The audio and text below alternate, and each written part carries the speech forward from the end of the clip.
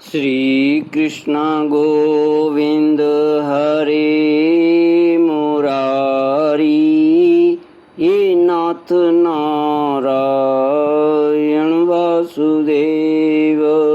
श्री कृष्ण गोविंद हरे मुरारी, हे नाथ नारायण वासुदेव।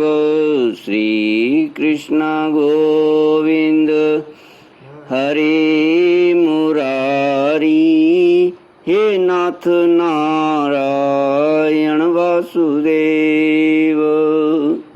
सच्चिदानंद रूपाय विश्वोत्पत्त्यादि Hathaway तापत्रय विनाशाय श्री कृष्णाय वयं नमः। सच्चित आनंद स्वरूप परमात्मा जो सृष्टि की उत्पत्ति, पालन और प्रलयकारी हैं तथा जीवों के आध्यात्मिक आदि दैविक आदि भौतिक तापों को नष्ट करने वाले हैं, अर्थात जीवों के मानसिक शारीरिक और भौतिक दुखों को दूर करने वाले हैं, उन श्री कृष्ण भगवान को हम नमस्कार करते हैं। श्री कृष्ण गोविंद हरे मुरारी, हे नाथ नारायण वासुदेव। श्रीमद्भागवत द्वादश स्कंद अथ तृतीयोऽध्यायः। श्री शुक उवाच दृष्ट्वात्मनि जये व्यग्रान् नृपान् हसति भूरियम्, अहो मा विजिगीषन्ति मृत्यो क्रीडन्न का नृपा। काम एष नरेन्द्राणां मोघः स्याद्विदुषामपि, येन फेनोपमे पिण्डे येति विस्रम्भिता नृपाः। पूर्वं निर्जित्य षड्वर्गं जेष्यामो राजमन्त्रिणः, तथा सचिव पौराप्त करीन्द्रानस्य कंटकान्। राज्य युग धर्म और कलयुग के दोषों से बचने का उपाय नाम संकीर्तन। श्री सुखदेव जी कहते हैं, परीक्षित, जब पृथ्वी देखती है कि राजा लोग मुझ पर विजय प्राप्त करने के लिए उतावले हो रहे हैं, तब वह हंसने लगती और कहती है, कितने आश्चर्य की बात है कि ये राजा लोग जो स्वयं मौत के खिलौने मुझे जीतना चाहते हैं, राजाओं से यह बात छिपी नहीं है कि वे एक न एक दिन मर जाएंगे, फिर भी वे व्यर्थ में ही मुझे जीतने की कामना करते हैं।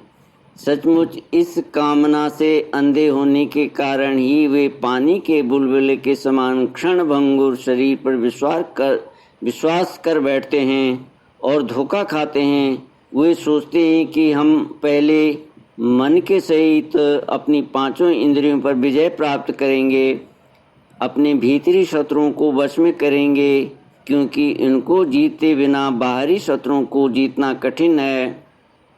उसके बाद अपने शत्रु के मंत्रियों, अमात्यों, नागरिकों, नेताओं और समस्त सेना को भी वश में कर लेंगे। जो भी हमारे विजय मार्ग में कांटे बोएंगे, उन्हें हम अवश्य जीत लेंगे। इस प्रकार धीरे धीरे क्रम से सारी पृथ्वी अपने अधीन हो जाएगी और फिर वे समुद्र ही हमारे राज्य की खाई का काम करेंगे। इस प्रकार वे अपने मन में अनेकों आशाएं बांध लेते हैं और उन्हें यह बात बिल्कुल नहीं सूझती कि उनके सिर पर काल सवार है। यहीं तक नहीं, जब एक द्वीप उनके वश में हो जाता तब वे दूसरे द्वीप पर विजय प्राप्त करने के लिए बड़ी शक्ति और उत्साह के साथ समुद्र यात्रा करते हैं। अपने मन को, इंद्रियों को वश में करके लोग मुक्ति प्राप्त करते हैं, परंतु ये लोग उनको वश में करके भी थोड़ा सा भूभाग ही प्राप्त करते हैं। इतने परिश्रम और आत्मसंयम का यह कितना तुच्छ फल है। परीक्षित, पृथ्वी कहती है कि बड़े बड़े मनु और उनके वीर पुत्र मुझे ज्यों की त्यों छोड़कर जहाँ से आए थे वहीं खाली हाथ लौट गए। मुझे अपने साथ न ले जा सके। अब ये मूर्ख राजा मुझे युद्ध में जीतकर वश में करना चाहते हैं, जिनके चित्त में यह बात दृढ़मूल हो गई है कि यह पृथ्वी मेरी है। उन दुष्टों के राज्य में मेरे लिए पिता पुत्र और भाई भाई भी आपस में लड़ बैठते हैं। वे परस्पर इस प्रकार कहते हैं कि ओ मूढ़, यह सारी पृथ्वी मेरी ही है, तेरी नहीं। इस प्रकार राजा लोग एक दूसरे को कहते सुनते हैं, एक दूसरे से स्पर्धा करते हैं, मेरे लिए एक दूसरे को मारते हैं और स्वयं मर मिटते हैं। पृथु, पुरुरवा, गाधी, नहुष, भरत, सहस्रबाहु, अर्जुन, मानधाता, सगर, राम, खटवांग, धुंधुमार, रघु, तृणविंदु, ययाति, सरयाति, शंतनु, गय, भगीरथ, कुवलयाश्व, ककुत्सथ, नल, नृग, हिरण्यकशिपु, वृत्रासुर, लोकद्रोही, रावण, नमुची, शंबर, भौमासुर, हिरण्याक्ष और तारकासुर तथा और बहुत से दैत्य एवं शक्तिशाली नरपति हो गए। ये सब लोग सब कुछ समझते थे, सूर थे। सभी ने दिग्विजय में दूसरों को हरा दिया, किंतु दूसरे लोग इन्हें न जीत सके, परंतु सब के सब मृत्यु के ग्रास बन गए। राजन, उन्होंने अपने पूरे अंतःकरण से मुझसे ममता की और समझा कि यह पृथ्वी मेरी है, परंतु विकराल काल ने उनकी लालसा पूरी न होने दी। अब उनके बल, पौरुष और शरीर आदि का कुछ पता ही नहीं है, केवल उनकी कहानी मात्र शेष रह गई है। परीक्षित, संसार में बड़े बड़े प्रतापी और महान पुरुष हुए हैं। वे लोकों में अपने यश का विस्तार करके यहाँ से चल बसे।